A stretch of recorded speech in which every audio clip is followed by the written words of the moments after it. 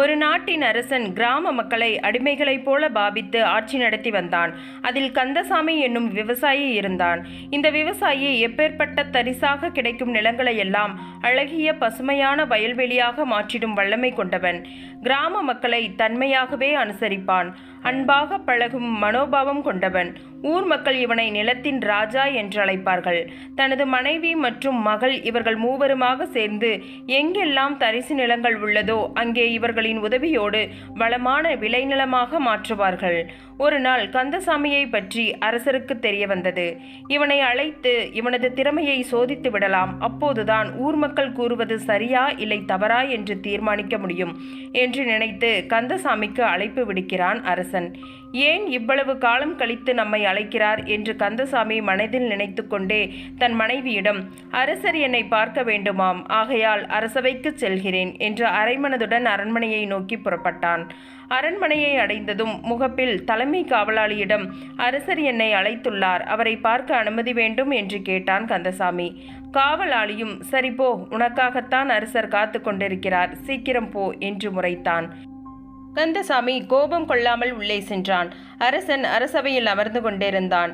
அரசே, அரசே என்று தன் மெல்லிய குரலில் அழைத்தான். அரசனும் யாரடா நீ என்று அழைத்தான். அதற்கு கந்தசாமி, அரசே, தாங்கள்தான் என்னை பார்க்க அழைத்தீர்கள் என்று கூறினான். அரசன் விவசாயியை பார்த்து சிரித்துக்கொண்டே, நீயா? கிராம மக்கள் தலைமேலே வைத்துக்கொண்டு ஆடும் அரசன் நீயா என்று கோபமாக வார்த்தைகளை உச்சரித்தான். விவசாயியோ, ஆம் அரசே, அது நான் தான். ஆனால் நீங்கள்தான் எங்களின் அரசன். உங்களுக்கு கீழ்ப்படிந்தவர்கள் நாங்கள். நீங்கள் கோபப்படும் அளவிற்கு நான் தகுதியில்லாதவன் என்றான் கந்தசாமி. அரசர் இவனை மக்கள் மத்தியில் வைத்து அவமானம் செய்ய வேண்டும், என்ன செய்யலாம் என்று தனது மந்திரியிடம் தன் சந்தேகங்களை கேட்டான். மந்திரியும் அரசனுக்கு ஒரு யோசனை கூறினான். பின் அரசன் ஒரு காவலாளியை அழைத்து, ஊர் மக்களை அரசவைக்கு உடனடியாக வரச்சொல், இல்லை என்றால் அனைவருக்கும் சரியான தண்டனை வழங்கப்படும் என்று சொல்லிவிடு என்று அரசன் தன் காவலாளியிடம் கூறினான். அதைப்போன்று காவலாளியும் ஊர் மக்களிடம் அரசனின் கட்டளையை கூறிச் சென்றான். ஊர் மக்கள் அனைவரும் அரசவைக்கு வந்தார்கள். அரசன் பேசத் துவங்கினான். இங்கே நிற்கும் விவசாயி உங்களுக்கு பரிச்சயமான முகம். இவன் கைப்பட்டால் தரிசாக கிடைக்கும் நிலம் கூட செம்மையாக மாறிவிடும் என்று உங்கள் அனைவருக்குமே தெரிந்தவைதான். நான் இவனுக்கு ஓர் போட்டியை வைக்கப் போகிறேன். அதில் இவன் வெற்றி பெற்றால் உயிர் வாழலாம், இல்லையேல் இவனது கைகள் இரண்டும் துண்டிக்கப்படும் என்று அரசன் தன் கட்டளைகளை கூறினான். விவசாயி செய்வதறியாது அப்படியே ஆணி அடித்தாற்போல் கலக்கமுற்று நின்றான். நான் தரிசான நிலங்களை செம்மைப்படுத்துவது அரசருக்கு பிடிக்கவில்லை போலும், ஆகையால் தான் இவர் நம்மை இவ்வாறு செய்கிறார் என்று புரிந்து கொண்டான் விவசாயி. பின் மனதை கொஞ்சம் தைரியத்தை வரவழைத்து கொண்டு, அரசே, தாங்கள் கூறியபடியே நான் செய்கிறேன். உங்கள் கட்டளையை நிறைவேற்றுவது என் கடமை அரசே என்று விவசாயி கூறினான். அதற்கு பதிலுரைத்த அரசர், எனக்கு சொந்தமாக இருக்கும் 10 காணி நிலங்களை இவனுக்கு தருகிறேன். அதை இவன் விளைநிலமாக மாற்ற வேண்டும். அதுவும் 7 மாதத்தில் முடிக்கப்பட வேண்டும். 7 மாதம் கழித்து மீண்டும் அரசவை கூடும். அப்போது விளைநிலமாக இல்லை என்றால் நான் கூறினார் போல் இவனது கைகள் உங்கள் முன் துண்டிக்கப்படும் என்று கூறி அரசவையை கலைத்தான் அரசன். காவலாளிகள் அரசின் நிலத்தை காண்பிக்க கந்தசாமியை அழைத்து கொண்டு சென்றார்கள். கந்தசாமி அந்நிலத்தை பார்த்து அதிர்ச்சி அடைந்தான். நிலம் முழுவதும் கருவேலியும் சிறு மரங்களும் சிறு பாறைகளுமாக இருந்தன. இவனை கண்காணிக்க ஓர் காவலாளியை அரசன் நியமித்தான். இந்த விவசாயி ஊரை விட்டு வெளியேறாமல் பார்க்கும் பணியினை கொடுத்தான் அரசன். விவசாயியோ என்ன செய்ய போகிறோம் என்று தெரியாமல் கண்ணீருடன் தன் வீட்டிற்கு சென்றான். விவசாயியின் மனைவி அவன் வருவதை பார்த்து கண்ணீருடன் வீட்டிற்குள் அழைத்து சென்றாள். அரசனின் இந்த கொடுமையான செயலை நினைத்து அழுதான் விவசாயி. 7 மாதத்தில் என்னால் என்ன செய்ய முடியும் என்று நினைத்து மனதை வருத்தி கொண்டிருந்தான் விவசாயி. அரசனோ இந்த விவசாயியை பழிவாங்கப் போகிற மகிழ்ச்சியில் ஆனந்தமாயிருந்தான். இப்படியாகவே 2 நாட்கள் கடந்தன. வீட்டின் திண்ணையில் அமர்ந்து சிந்தித்தான். அரசர் தரிசு நிலம் தருகிறேன் என்று கூறி இப்படி கருவேலங்காட்டை தந்துவிட்டாரே, இதை எப்படி நாம் விளைநிலமாக மாற்ற முடியும்? அதுவும் 7 மாதத்தில் எப்படி மாற்றலாம் என யோசனை செய்து கொண்டிருந்தான் விவசாயி. அப்போதுதான் ஒரு குரல் கேட்டது. விறகு விறகு. இதை நன்றாக கவனித்த விவசாயிக்கு ஒரு யோசனை வந்தது. உடனே அரசர் கொடுத்த அந்த கருவேலி நிலங்களை பார்க்கச் சென்றான். எண்ணிலடங்காத பெயர் தெரியாத மரங்கள் மற்றும் கருவேலம் மரங்கள் அந்நிலத்தில் இருந்தன. எல்லா மரங்களும் 3 மாதத்தில் நன்றாக வளர்ந்துவிடும். பின் இவைகளை விற்பனை செய்துவிடலாம் என்று யோசித்தான் விவசாயி. 3 மாதங்கள் கடந்தன. முள்வேலிகளும் மரங்களும் நன்றாக வளர்ந்துவிட்டது. பின் கிராமத்து மக்களிடம் சென்று, உங்களால் முடிந்தவையே என்னிடம் தந்துவிட்டு மரங்கள் மற்றும் கருவேலிகளை விற்றுக்கொள்ளுங்கள் என்று சொன்னான். பின் கிராம மக்களும் அவர்களால் முடிந்தவற்றை அளித்து மரங்கள் மற்றும் கருவேலிகளை வெட்டி எடுத்துச் சென்றார்கள். விறகு விற்பனை செய்யும் நபரை பார்த்து, நீ காட்டுக்கு 3 மாதத்திற்கு செல்ல வேண்டாம். உனக்கு தேவையான மரங்கள் என்னிடம் உள்ளன.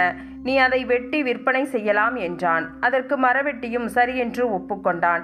இப்படியே 3 மாதம் சென்றுவிட்டது. அரசனுக்கும் இந்த விவசாயி என்ன செய்கிறான் என்ற தகவல் அவனது காவலாளர் மூலம் சென்றது. அந்த விவசாயி முதல் 3 மாத காலம் கருவேலி காட்டின் முன் சிறு குடிசை போட்டு காவல் காத்தான்.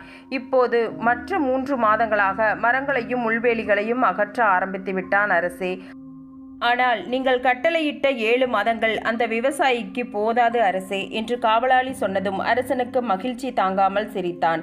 அந்த விவசாயியின் கைகள் துண்டிக்கப்படும் என்று நினைத்தான் அரசன். 7 மாதம் முடிவுக்கு வந்தது. அரசன் தயார் நிலையில் இருந்தான். இரவோடு இரவாக விவசாயி ஊரை விட்டு ஓடிவிடுவானோ என்று விவசாயி வீட்டுக்கு பாதுகாவலர்களை அனுப்பி வைத்து, காலையில் சூரியன் உதித்ததும் அந்த விவசாயி இங்கே இருக்க வேண்டும் என்று கட்டளை விடுத்தான். சூரியனும் வந்தாயிற்று. அரசவையும் கூடியது. விவசாயி அரசன் முன் நின்றான். அரசன் இந்த விவசாயி நம்மிடம் தோற்றான் என்ற மகிழ்ச்சியில் விவசாயியை பார்த்து, அடே விவசாயி, என்னிடம் நீ சவால் விட்டாயே, என்ன நடந்தது பார்த்தாயா? இப்போ பார், உனக்கு கைகள் இல்லாமல் போகப் போகிறது என்று சொல்லி ஏளனம் செய்தான் அரசன். விவசாயி பேசாமல் அமைதி காத்தான். அரசன் விவசாயி தன் சவாலில் தோற்றதால் அவன் கைகளை துண்டியுங்கள் என்றான். ஊர் மக்கள் விவசாயியின் கைகளை துண்டிக்கப் போகிறார்கள் என்று சோக முகங்களாக மாறின.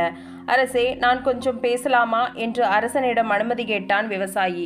அரசனோ, சரி, உன் கைகளை துண்டிக்கப் போகிறேன் என்று நீ என் காலில் விழுந்து என்னை விட்டுவிடுங்கள் என்று அழப்போகிறாயா என்று ஏளனம் செய்தான் அரசன்.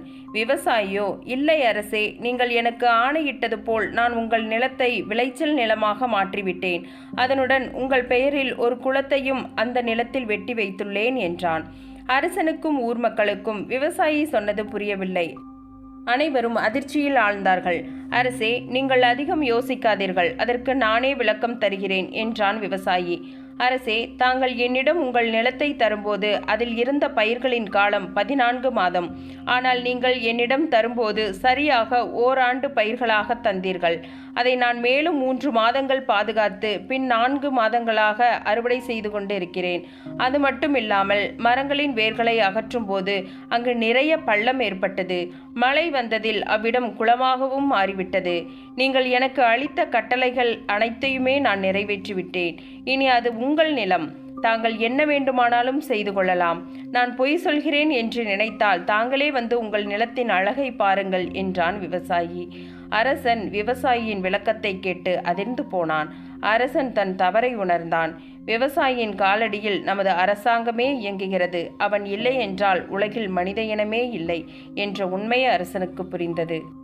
எத்தகைய சூழ்நிலையிலும் துணிந்து நின்றால் வெற்றி நமதே. இதுபோன்ற சுவாரஸ்யமான கதைகளை தெரிந்து கொள்ள நம்ம சேனலை சப்ஸ்கிரைப் செய்திடுங்க. ஆதரவு தெரிவித்த அனைவருக்கும் நன்றி.